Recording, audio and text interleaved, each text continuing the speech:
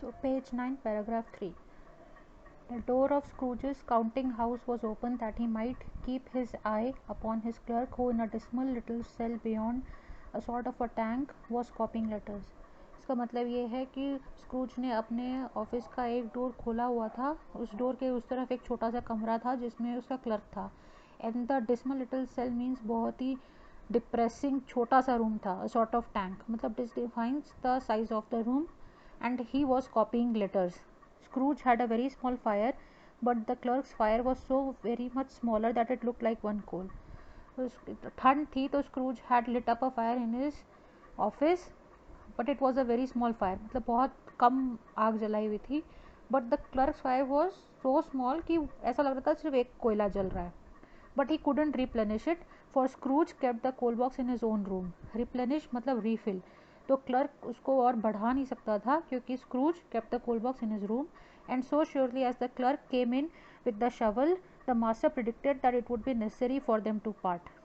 मतलब इसका मतलब ये होगा कि अगर क्लर्क शवल लेके वो कोल बॉक्स से कोयला निकालने भी आता था तो मास्टर मतलब स्क्रूज मना कर देता था कि वो नहीं ले जा सकता है.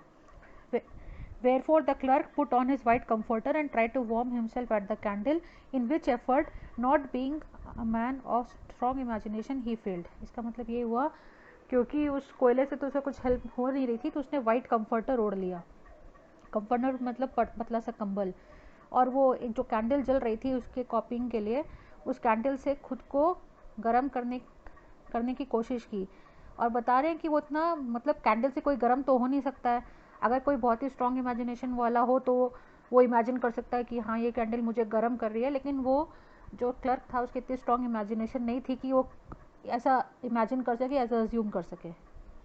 अब मेरी Christmas uncle, God save you, cried a cheerful voice. It was voice of Scrooge's nephew, who came upon him so quickly that this was his first intimation he had of his approach.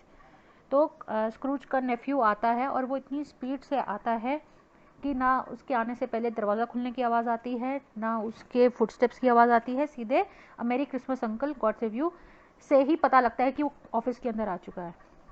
तो screws से बा हम्बग मतलब what nonsense. He had so heated up himself with rapid walking in the fog and frost, this nephew of Scrooge's, that he was all in a glow. His face was ruddy and handsome, his eyes sparkled and his breath smoked again. मतलब कि वो इतनी जल्दी जल्दी चल के आया था स्क्रूज का नेफ्यू कि इतनी ठंड में भी उसका चेहरा लाल हो रहा था. ही वॉज ग्लोइंग और उसकी आंखें स्पार्कल हो रही थी और ठंड की वजह से उसके मुंह से धुआं निकल रहा था.